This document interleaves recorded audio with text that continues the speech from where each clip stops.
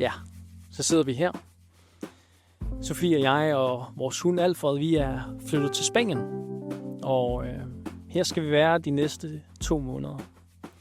Det bliver en sindssyg rejse. En rejse, vi har glædet os til i snart et års tid. Og det er jo en rejse, som de færreste får overhovedet mulighed for at gøre. Især i sådan en ung alder, som vi er. Men det har jo været et år, hvor vi også skulle have planlagt alt derhjemme. Det er svært at kunne drive en forretning lokalt, når man bor i udlandet. Så det har jeg jo vidst fra start af. Det bliver en udfordring. Og derfor har jeg jo brugt det sidste års tid på også at bygge en forretning, som ikke består kun af mig, men består af de kompetencer og det brand, som Paarup & Co. er.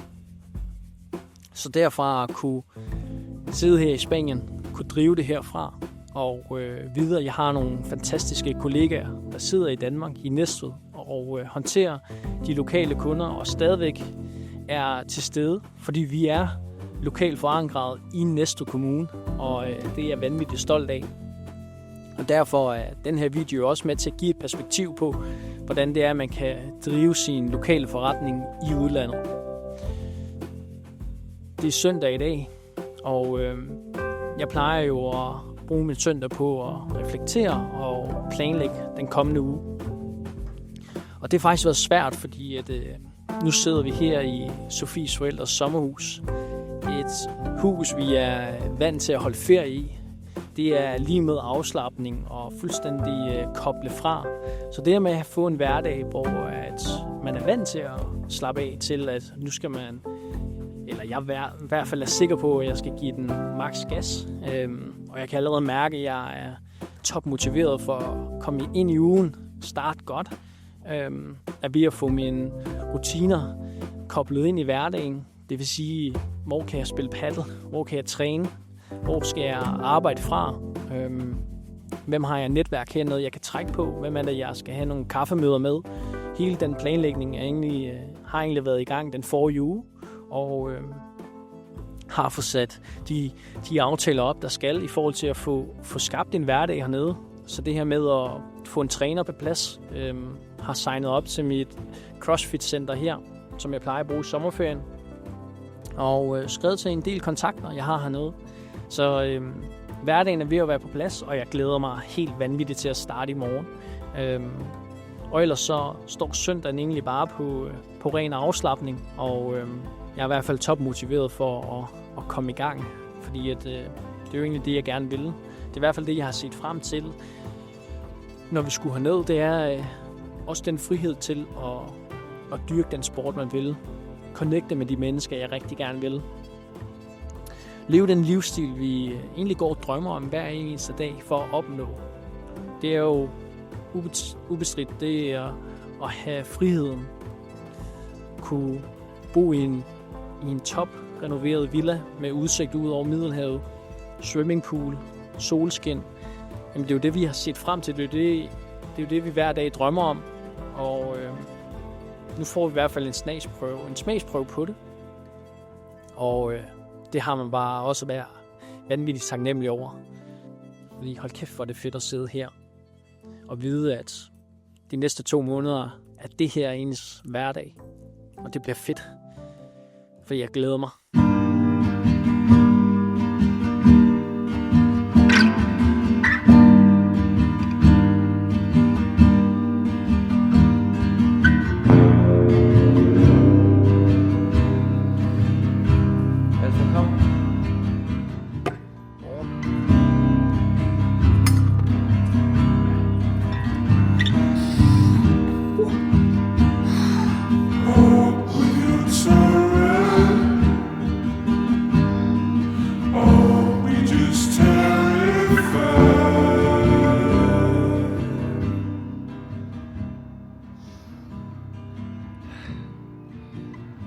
Det har jeg egentlig sat af til at skulle lave budget.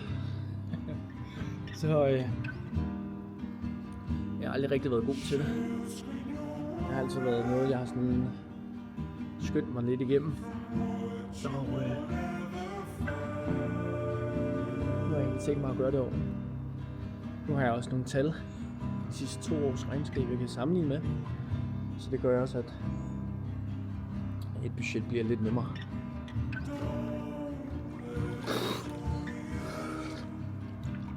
Hvis der er noget, jeg har glædet mig til, så er det simpelthen de her morgener her.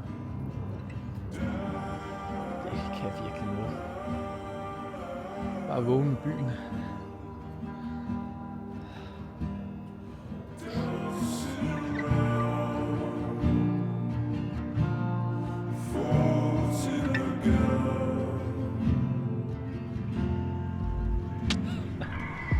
Fedt her. Jeg skal i gang med mit budget for 2026. Og det er jo sådan en disciplin, man ikke rigtig lærer i folkeskolen. Og det er egentlig for dårligt, fordi hold da op, jeg godt gad at have styr på det. Bare det første år, jeg startede, der havde jeg slet ikke styr på det. Andet år var der nogen, der fortalte mig, at jeg skulle lave budget. Så det prøvede jeg, men man havde jo ingen idé om, hvad det skulle indeholde, og hvad jeg skulle sætte af. Og det var bare sådan skud i togen på en eller anden måde. Der er ikke nogen andre, der kommer og laver det for mig. Man kan selvfølgelig få betalt sig for det, men jeg synes også, det er et vigtigt tegn at sætte for sin forretning og til sin forretning seriøst. Det er også, at man selv laver sit budget. Fordi hvis man ikke har styr på tallene, hvis man ikke har et overblik, jamen så har man ikke et overblik i ens forretning. Og det vidste jeg, at det blev en udfordring for mig. Jeg kunne bare se de første 2 til 3 år. Jamen, der har jeg ikke haft den disciplin til at kigge ind i et regnskab og egentlig være tro mod, at forretningen går godt, som jeg blev ved med at sige. Men lige så meget også, at man tager sin forretning mere seriøst og også begynder at kigge på, okay, hvor er der egentlig værdi hver enkelt kunde. Få fjernet dem, som dræner en, eller dem, som simpelthen tager for meget tid i forhold til, hvad de betaler. Dem skal man ikke arbejde med. Det har også været et år, hvor jeg har haft en del debitorer, som ikke har kunnet betale. En virksomhed, der gik konkurs, hvor jeg egentlig mistede over 100.000. Og det er egentlig min egen fejl, for jeg ikke fik rukket op i tide. Jeg fik ikke et overblik over, at de egentlig skyldte mig så mange penge. Og lige pludselig så var nøglen drejet rundt, og så var der intet at høre fra dem mere. Og drive en forretning, hvor 100.000, det er altså mange penge. Og de lige pludselig var væk, og de kom ikke igen. Det var et wake-up call for mig. Så derfor, selvom jeg ikke er særlig interesseret i budgethåndtering og de økonomiske tal og så videre, så er jeg sat med blevet det. Og det er egentlig den opgave, jeg går med ind i dag. Hvis I skal se setupet her, jamen i den mest komfortable stol. Det ser større ud end det er, men det er altså ikke særlig bredt det her bord her. Men virkelig ikke den mest komfortable stol, så den er flot, elegant, men når man sidder her i 8 timer, så er 8-10 timer, så er det meget godt at have en pude i hvert fald. Og ja, ellers så står den jo bare på 2026.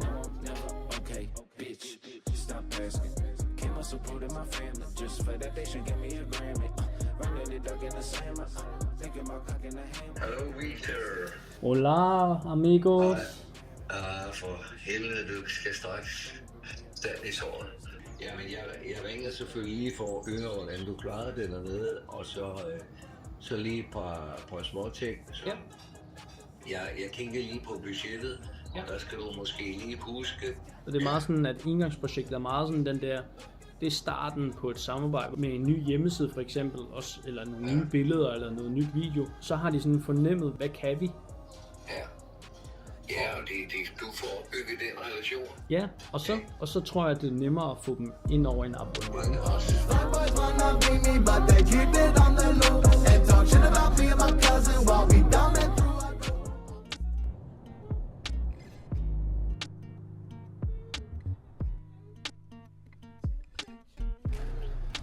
Så er vi her. Jeg har lige opdaget det værste, det er simpelthen at have glemt sportstrøje, så det bliver bare en sort Barine. Det tager man med, ikke?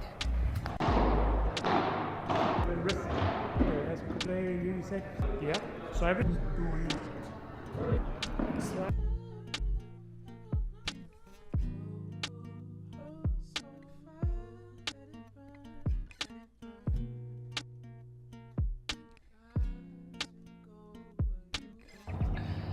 Det her det er fedt.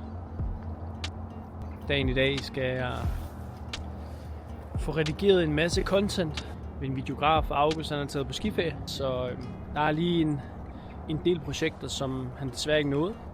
Det var helt fair. Han havde også meget på paletten. Så derfor må jeg lige træde ind og få redigeret det sidste, der mangler. Det er længe siden, jeg har redigeret. Men det er jo også sundt lige at stadigvæk være hands-on på redigeringsfasen. Men det er klart, at jeg har slet ikke den samme motorik, som jeg havde dengang. Jeg tror, det ville tage mig dobbelt så lang tid i dag, som det gjorde mig bare for et halvt år siden. Det er også det rigtige. Det er det rigtige, at jeg ikke skal sidde med det.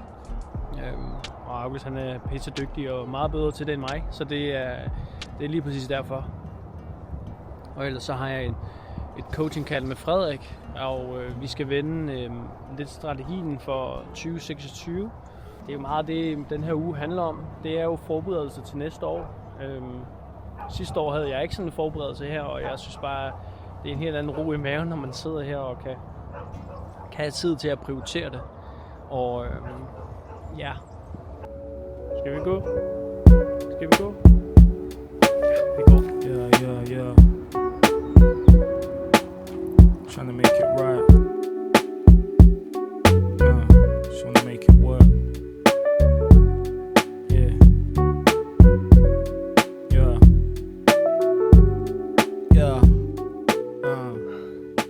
Flowers in the rain. Should've bought you flowers in the rain. Vi har haft kald med Frederik. Vi snakker egentlig om noget ret sindssygt, og det er jo egentlig hele det her game omkring, at man arbejder remote. Hvor fedt er det egentlig?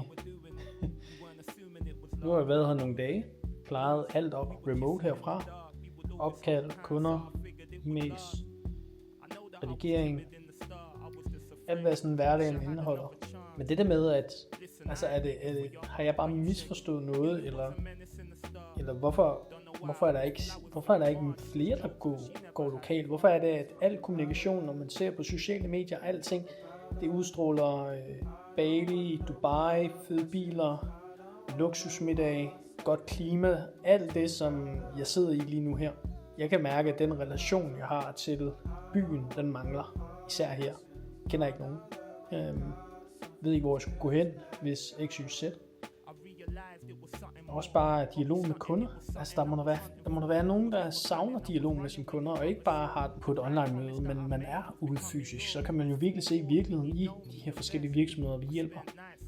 Det kan jeg ikke få, når jeg bare har et opkald. Jeg ved jo ikke, hvad han står med af udfordringer, eller nogle helt andre faktorer, som gør, at man ikke rigtig er til stede, eller kan håndtere de opgaver, vi sender dem den vej, eller modsat, hvorfor vi hele tiden sidder og afventer. Jamen det er jo fordi, der må jo være en forklaring på det. Enten har jeg misforstået noget fuldstændig, eller så forstår jeg ikke rigtigt, at der ikke er flere, der har lyst til den der, eller snakker ind i det.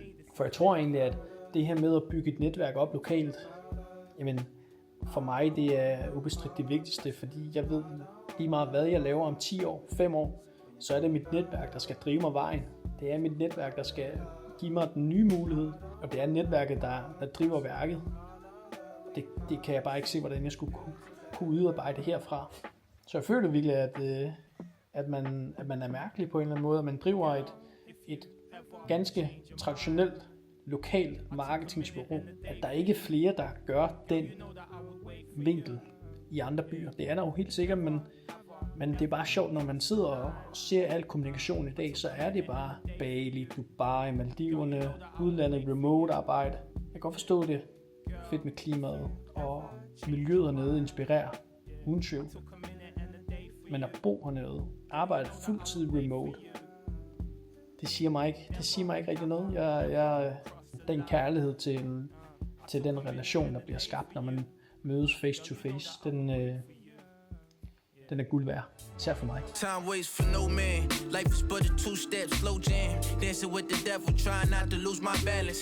But God bless the kid with many talents, he was chosen. That's why you see him living in the moment. Every second gotta own it, cause you never know when could be your last. Time breathing, now you breathing from the gun blast. And you thinking about the past, see your whole life in the flash. Best friends lower in your casket. Now your son a bastard. Pressure on the shoulders make him gotta grow faster. Where I'm from, the stories never end with no happily ever afters. Just broken families forced to start new chapters. A natural disaster. The cycle in the loop. Hola. Så er det fredag, og starter ud med omgang CrossFit. Det er så fedt et center her, lige foregår udenfor herovre. Det er ret fedt at kunne lave udendørs. Så er vi i gang. This is for my niggas who took a day to relax. Hugging the block, but the block ain't hug us back. Took a trip to Miami that March. Couple weeks right before my daughter got born. To meet up with this kid by the name of X. Had to go to him cause he was on house arrest. Nonetheless, Det var egentlig det sidste møde, jeg har haft i dag. Og nu er klokken 3. Og nu er vi egentlig nået ved vejs ende. Det har været sjovt at dokumentere, og jeg kan mærke, at jeg bliver bedre og bedre. Men jeg tror, at det vigtigste take, jeg vil egentlig tage med i den her video, det er egentlig, at jeg bare håber, at en af jer gutter har fået ud af at se et andet perspektiv. Det her med at arbejde remote og leve livet i udlandet. Og håber måske kunne give noget perspektiv til dem af jer, som ligesom jeg arbejder dag og nat på at opnå det absolut største frihed, muligheden til at gøre lige præcis, hvad man vil. Og jeg kan bare mærke, at konklusionen for mig det er, at jeg nok ikke er klar til det her lige nu. Jeg er ikke i tvivl om, at den her verden har meget, meget mere at byde på. Og lige nu vækster vi så meget i på ko, og det er jeg bare vanvittigt stolt af. Men også det med, at nu vil vi gerne løbe endnu hurtigere. Og så er det nok bare ikke tiden til at sidde her. Det skal vi om nogle år. Men lige nu tror jeg, at det egentlig bare er vigtigt at holde sig i zonen, holde sig i planerne. Så nogle gange er det også bare at sætte, hvor det virkelig kilder i maven, hvor det næsten ryster i bukserne, at jeg skulle opnå det her, og ved godt, at det her det er næsten ikke muligt, men der er så mange ting, der er muligt. Og jeg håber bare, at der er en, der sidder derude, en, som kan få et andet perspektiv på at drive et marketingsbureau lokalt, men for udlandet af, og hvordan den rejse har været bare den seneste uges tid.